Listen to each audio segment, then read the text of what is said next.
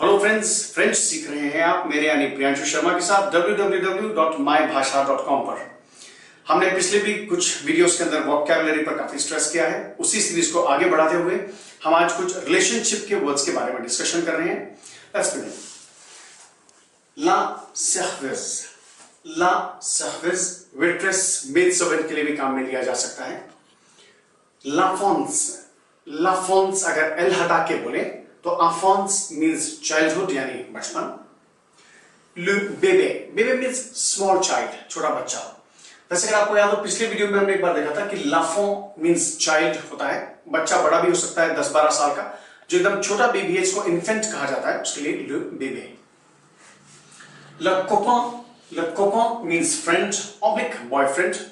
ये थोड़ा सा मिक्स वर्ड है जो फ्रेंड और बॉयफ्रेंड दोनों के लिए आ सकता है। इसमें अगर माई का वर्ड अटैच कर दें, आगे जाके हम देखेंगे कि माई के लिए किस तरह से वर्ड्स इस्तेमाल किए जाते हैं।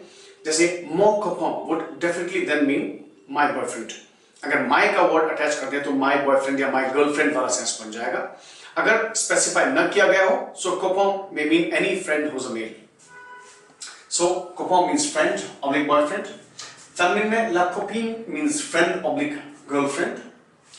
l'épouse means married, शादीशुदा, विवाहित। le marié means groom यानी कि दूल्हा, bridegroom, दूल्हा। la mariée डबल ई का ले देखिएगा, लेकिन प्रोनाउंस हम दोनों को marié ही कर रहे हैं। ब्राइड यानी दुल्हन। les grands-parents means grandparents, इसमें दादा दादी नाना नानी एक साथ इंक्लूड हो सकते हैं।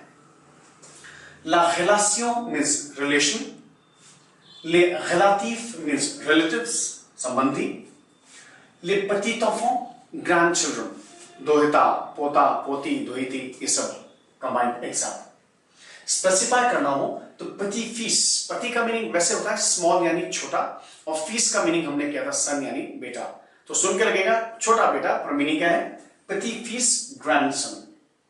एक्चुअली इंग्लिश में इसको ग्रैंडसन क्यों कहा जाता है? इनफैक्ट कायदे से देखें तो बेटे का भी बेटा होता है। इस बात का लॉजिक हमारे पास इंग्लिश में नहीं है, पर फ्रेंच में इन्होंने लॉजिकली इसको पति फीस यानी छोटा बेटा सुन करके लगता है। पति फीस मीन्स ग्रैंडसन यानी पोता ऑब्लिक दोहिता। जैसे दादा का पोता होता है वैसे नाना का दोहिता। ला petite fille मीन्स ग्रैंडडॉटर, पोती ऑब्लिक दोहिती। l'oncle means uncle. इंग्लिश की तरह से यहां पर चाचा, मामा एक्सेट्रा, ताऊजी, फूफाजी, इन सब के लिए सेपरेटली अलग से वर्ड नहीं है। बताने के लिए हमको ऐसे समझाना पड़ेगा कि मम्मी के ब्रदर, पापा के छोटे ब्रदर, पापा के बड़े भाई एक्सेट्रा एक्सेट्रा, ये सब चीज। अदरवाइज जनरल वर्ड में l'oncle मीन्स चाचा, मामा, ताऊ, फूफा सब एक साथ आ जाएगा। इसी में आगे चलते हुए la tante मीन्स आंट। ये चाची, मामी, बुआ एक्सेट्रा सबके लिए जैसे इंग्लिश में हमारे पास एक कॉमन वर्ड है आंट, वैसे ही फ्रेंच में la tante। Le neveu means nephew, भतीजा और भांजा दोनों के लिए। जैसे चाचा का भतीजा होता है वैसे मामा का भांजा होता है, तो दोनों के लिए neveu means nephew। इसी तरह से la nièce means niece यानी कि भतीजी और भांजी दोनों के लिए कॉमन वर्ड। le beau-frère, कायदे से बो स्मार्ट या हैंडसम को कहा जाता है, और फ्रेंच इस मामले में बड़ी इंटरेस्टिंग है कि जब ससुराल वाले जितने भी लोग हैं, ऐसे कहा भी जाता है मजाक में कि शादी के बाद ससुराल वाले ज्यादा प्यारे लगने लग जाते हैं आदमी को। सो उसी चीज को कंटिन्यू करते हुए, उसी ट्रेडिशन को कंटिन्यू करते हुए फ्रेंच लोग कुछ इस तरह से बोलते हैं कि खुद के भाई के लिए तो मैं खाली वर्ड किया था फ्रैह यानी भाई, ब्रदर, लेकिन वो फ्रैह को लिटरली ट्रांसलेट करें तो सुन के लगता है स्मार्ट भाई, which actually means brother in law. तो ब्रदर इन लॉ इंग्लिश के अंदर भी एक्चुअली जीजा जी और साले दोनों के लिए, इनफैक्ट देवर, जेठ, जीजा, साला सबके लिए काम आता है। इसी तरह से यहां पर भी वो फ्रैह जो है वो ब्रदर इन लॉ, चाहे वो देवर हो, चाहे वो जेठ हो, चाहे वो जीजा जी हो, चाहे वो साला हो, इन सब के लिए कॉमन वर्ड है। बेल मैह सुन के लगता है बेल का मीनिंग ब्यूटीफुल, तो बेल मैह का लिटरल ट्रांसलेशन निकलता है सुंदर मम्मी, और मीनिंग है सासू जी, सास। ऐसी beau-père means father in law यानी कि ससुर जी, सुन के लगता है स्मार्ट पापा।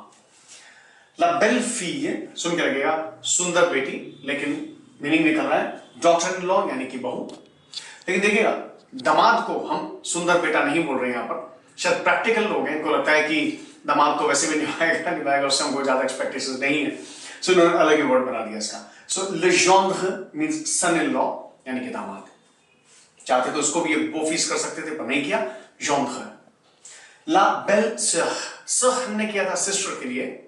सो ला बेल सर सुन के लगेगा सुंदर बहन, पर मीनिंग क्या है, सिस्टर इन लॉ।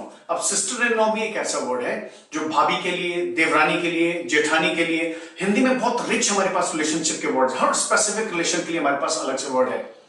यहां पर सब कुछ साली, देवरानी, जेठानी, भाभी, इंग्लिश की तरह से सबके लिए कॉमन वर्ड बेल सर।